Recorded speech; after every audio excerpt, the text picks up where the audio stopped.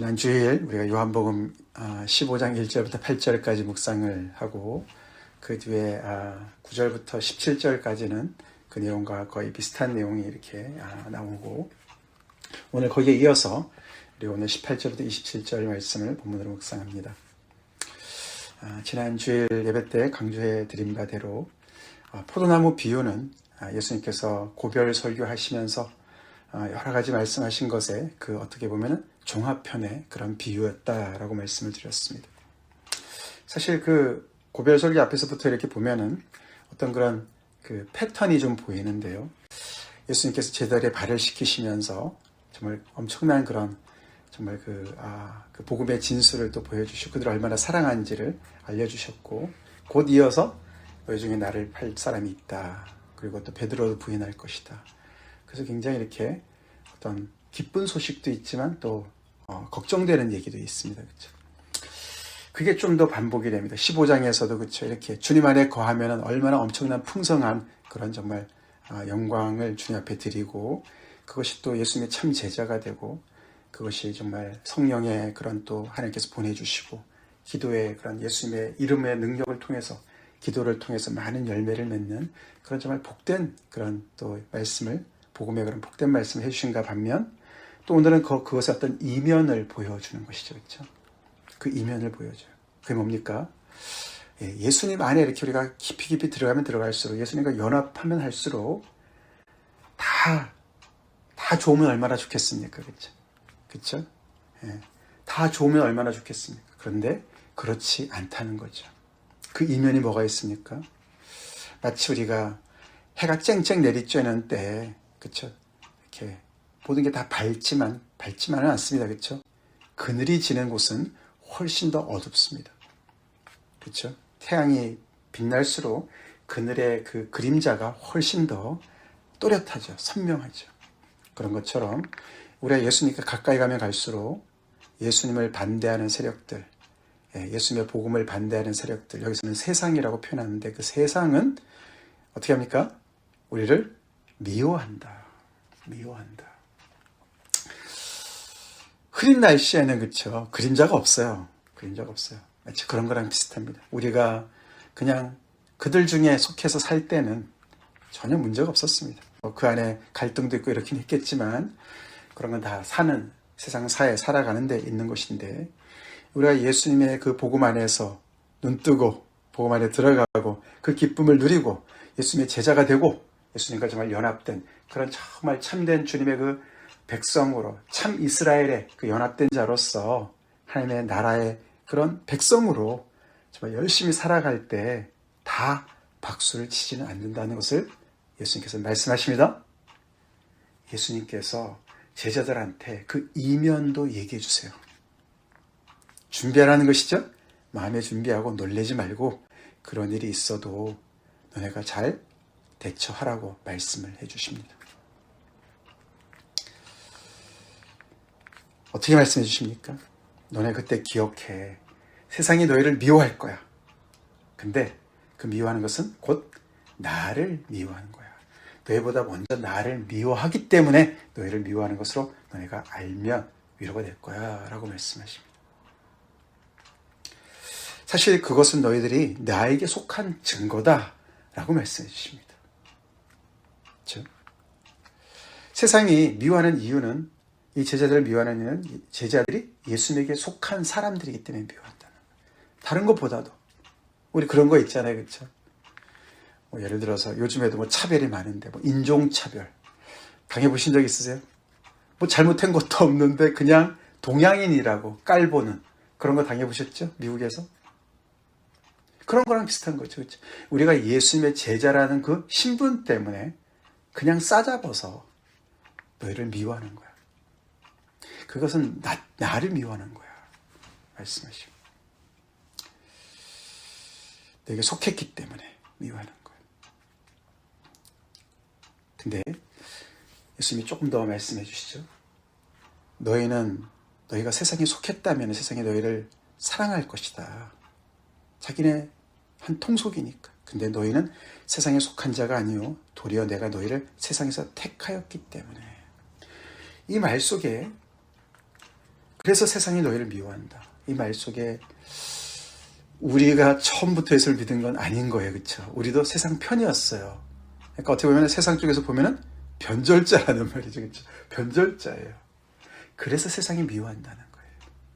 말 되잖아요. 그렇죠? 말 돼요. 아니 어제까지는 같이 하다가 너 왜 편을 바꿨어? 너는 왜 이제 예수님께 충성하는 거야? 너는 왜 하나님에게 충성하는 거야? 하나님만 따라가는 거야? 나는 뭐냐? 이렇게 배신감을 느낀다는 거예요. 세상이. 말 되죠?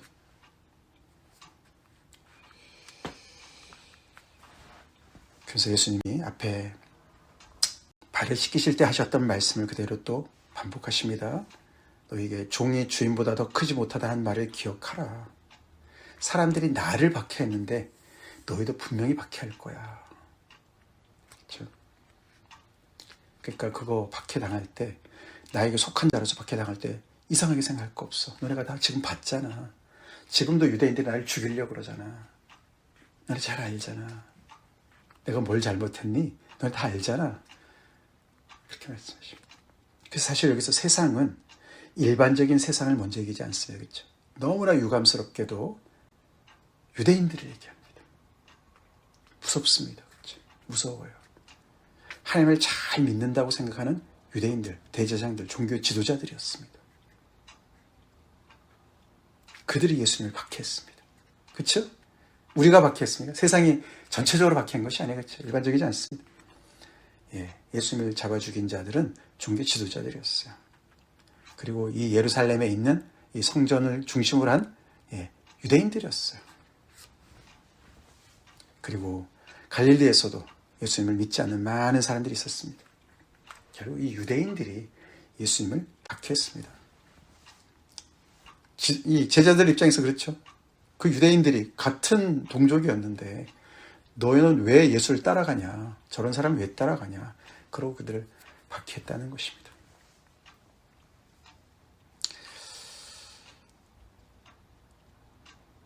근데 그것이 그냥 그러니까 미워하는 거, 그렇죠? 너희는 나를 사랑하고 그렇기 때문에 세상이 너희를 미워하고 사랑과 미움의 관계로 이렇게 싫고 좋고 이런 것으로 이제 호불호로 갈리는 것 같지만 그렇지 않은 거예요. 그 이상이죠. 그 밑에 보니까 그렇게 하는 이유는 나를 보내시는 이를 알지 못하기 때문에, 즉 하나님을 알지 못하기 때문에. 이들은 하나님을 안다고 생각했었어요. 너무나 잘한다고 생각했었어요. 예수님은 이들이 나를 이렇게 박해하는 이유는 하나님을, 나를 보내시는 을 알지 못하기 때문에 이렇게 하는 거야. 그래서 그들이 어떤 면에서는 굉장히 불쌍한 그런 얘기를 하시는 것이죠. 그래서 예수님이 그냥 박해를 받으시는 것이죠.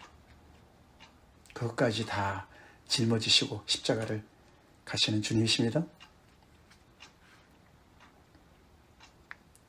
그래서 다시 한번 우리는 예수님을 잘 모르면 하나님을 안다고 할 수 없습니다. 해서는 안 됩니다. 구약의 그 엄청난 귀한 말씀들을 예수님을 무시하면서 그것만을 붙들어서도 하나님을 아는 것이 아닙니다. 이들이 그랬어요. 예수님이 기준이세요. 그러면서 이어서 하시는 말씀이 죄의 얘기를 하십니다. 내가 와서 그들에게 말하지 아니었더라면 죄가 없었으려니와. 그 말은 그들이 죄가 없는 진짜 죄 없는 사람, 의로운 사람 이런 뜻이 아니죠. 그렇죠? 결정적인 하나님의 그 말씀을 가지고 결정적인 그 계시의 최종의 계시자로서 하나님의 영광을 드러내신 이 결정적인 사건 속에서 그들이 예수님을 부인했기 때문에 그들의 죄가 확 드러난 것을 얘기하는 것이죠. 확 드러났어요. 그래서 그들은 죄를 핑계할 수 없다. 죄는 뭐죠? 옳고 그름이에요. 옳고 그름이에요. 진리냐 거짓이냐입니다. 빛이냐 어둠이냐예요. 위에는 호불호로 갈렸어요. 그렇죠? 뭐 내가 누구를 사랑할 수도 있고 미워할 수도 있어요. 그럴 수도 있다. 근데 그게 그런 얘기가 아니라는 거예요. 그것은 곧 하나님, 진리이신 하나님을 따르느냐, 하나님을 믿느냐, 그것, 진리를 따르느냐, 빛에 속하느냐, 그런 문제입니다. 그래서 죄 문제가 나오는 거죠. 그래서 나를 미워하는 자는 또 내 아버지를 미워한다. 그래서 우리 이 동전의 이면, 양면을 다 같이 생각해야 됩니다. 내가 예수님 앞에 더욱더 가까이 가기를 원한다는 얘기는 세상과 더욱더 이런 나를 박해하는 사람들이 많이 있다라는 것을 염두에 둬야 됩니다. 대가가 있는 거죠. 그것도 어떻게 보면 십자가죠. 예수님의 복음의 색깔이 우리가 더욱더 물들수록 구별돼요. 구분돼요.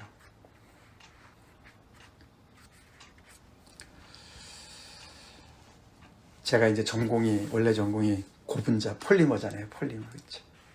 그게 이 탄소가 이렇게 연결이 쫙 돼 있는 그런 아주 분자량이 큰 그런 이제 물질을 이제 뭐 플라스틱이나 뭐 그런 고무나 이런 것들이 다 이제 고분자잖아요. 우리 몸에 뭐 DNA 이런 것도 다 고분자거든요. 그게 이제 분자가 큰 거죠. 그게 이제 재밌어요. 그게 탄소가 많이 연결되어진 거거든요. 그게 이제 석유로부터 이렇게 추출하는 그런 이제 그런 물질을 가지고 이제 하는 건데, 그게 탄소가 하나, 둘, 세 개가 붙어 있으면요. 그래도 물에 녹아요. 근데 탄소가 네 개가 붙은 데부터는 물에 녹지 않습니다. 점점 더 이제는 기름 성분이 생깁니다. 물에 녹지 않아요. 탄소가 늘어날수록 이게 물과 기름처럼 이렇게 쫙 갈립니다. 마치 그런 거랑 비슷해요. 우리가 예수로 점점 더 이렇게 물들어지면 세상과 점점 이렇게 분리가 되어져. 그런데 예수님, 우리가 그 잊지 말아야 되죠. 이런 세상을 위해서 예수님께서 오셨습니다. 또 이런 세상을 위해서 우리를 또 파송하십니다. 세상에 속한 자는 아니지만 우리가 또 세상에서 살게 되죠. 그렇죠? 세상을 떠날 수는 없어요. 그 안에서 이 복음을 계속 또 전해야 되는 그런 것이죠. 그래서 사실 우리는 예수님의 사랑 안에 깊이 들어가고 그 사랑 안에 우리가 그 사랑을 먹고 살지만 우리의 환경은 우리를 미워하고 박해하는 환경 속에 있는 것이에요. 그 그림을 예수님께서 보여주셔요. 알려주세요. 그렇죠? 그러니까 참 어떻게 보면은 이중적인 어떤 그런 부분들이 있기 때문에 우리가 참 늘 믿음의 결단이 필요하죠. 주변의 세상의 어떤 그런 사람들의 어떤 그런 그 흐름에 우리가 계속 이렇게 역행해야 되는 그런 어려움들이 있죠. 여기 있읍시다. 근데 놀라운 은혜는 그 예수님께서 오늘 말씀하시죠. 우리가 26절, 27절에 우리를 홀로 두지 않으십니다. 우리에게 보혜사 성령을 보내주십니다. 그분이 우리와 함께 하십니다. 그리고 그분이 무엇을 하십니까? 그분이 오셔서 다른 어떤 것보다도 진리의 성령이 예수님에 대해서 증언하십니다. 성령이 예수님 편인 거예요. 하나님 편이에요. 당연히 그렇죠. 또 우리 편인 줄로 믿습니다. 우리가 예수님 편이고 예수님 안에 있는 이상 성령이 우리 편인 거예요. 근데 성령이 다른 걸 하는 것이 아니라 무슨 뭐 점치는 것처럼 우리 앞길을 알려주 이런 것이 아니라 예수님을 증언하십니다. 복음을 증언하십니다. 그리고 너희도 처음부터 나와 함께 있음으로 증언한다. 우리의 사명도, 이런 세상에 속해 있는 사명도 우리를 세상에서 데려가시지 않는 이유는 예수를 증언하라고 놔두신 것입니다. 아멘? 그렇습니다. 그래서 우리가 이 제자들이 지금 헷갈린다 그랬잖아요. 그렇죠? 이 고별소를 쭉 들으면서 지난주 말씀처럼죠. 알 듯 말 듯, 정말 그렇죠. 인 듯 아닌 듯. 그랬던 제자들이 어떻게 이렇게 딴 사람이 되었느냐? 진리의 성령님 때문인 거예요. 그 성령이 오셔서요. 예수님 하신 말씀을 가르친 것을 생각나게 해주신다. 그게 또 앞에 나왔어요. 그렇죠? 생각나게 해주시고 깨닫게 해주시고 그들 진리 가운데 인도해 주시고 예수님이 말씀하신 것들이 예수님이 누군지를 예수님에 대해서 증언을 해주셨기 때문에 이 복음이 우리한테 이렇게 우리까지 내려온 줄로 믿습니다. 이 1세기 그 제자들이 예수님 하신 말씀들을 다 기억하고 그 이 의미를 제대로 파악하고 이렇게 성경을 쓸 수 있을 때까지 다 도와주신 거예요. 지금도 역사하시지만. 그래서 성령의 가장 주된 주 임무는 예수님을 드러내는 거예요. 딴 거 아닙니다. 예수님을 드러내시는 거예요. 우리한테 뭐 능력도 주시고 다 좋은데 그 능력이 예수님을 드러내는 것입니다. 우리의 모든 것들이 예수님을 드러내고 예수님의 몸을 세우는데 쓰도록 하는 것이 성령의 역사입니다. 그리고 우리의 존재 이유도 예수의 증인으로 존재하는 것입니다. 교회가 서 있는 것도 바로 그것이죠. 예수님의 머리 되신 예수님의 정말 참포도나무 되신 예수님에게 딱 정말 붙어서 우리가 성장하면서 예수님의 열매를 맺는, 예수님의 능력으로, 진리의 영으로, 또 기도로, 예수님의 이름의 능력으로 그분의 열매를 맺는, 그래서 예수님을 증거하고 하나님의 영광을 드러내는, 그것이 우리의 존재 목적이자 우리 교회의 존재 목적입니다. 아멘. 그래서 우리가 다시 생각해 보게 되죠. 이토록 내가 세상에, 예수님께서 세상에 이들에게 얼마나 박해를 받았습니까? 그렇죠? 그냥 위협 정도가 아니에요. 그렇죠? 죽으셨어요. 뭐 돌에 맞아 준 것도 아니죠. 가장 저주스러운 나무에 달려서 죽으셨어요. 십자가에 죽으셨어요. 그거는 로마 형틀에서도 최악이었고, 유대인들의 입장에서도 나무에 달린 자는 저주를 받은 자다. 하나님의 저주를 받은 자다. 신명기 말씀처럼 하나님에게 저주를 받은 사람으로 낙인 찍히고 죽으셨어요. 이 맨정신에, 이 사람들이 맨정신이 박힌 하나님의 사람들이었다고요. 자칭 그런 사람들한테 이렇게 박해를 받으시고, 그만큼 십자가가 이 예수님의, 하나님의 어떤 분이신 것을 드러내시는 데 가장 핵심이고 중심이고,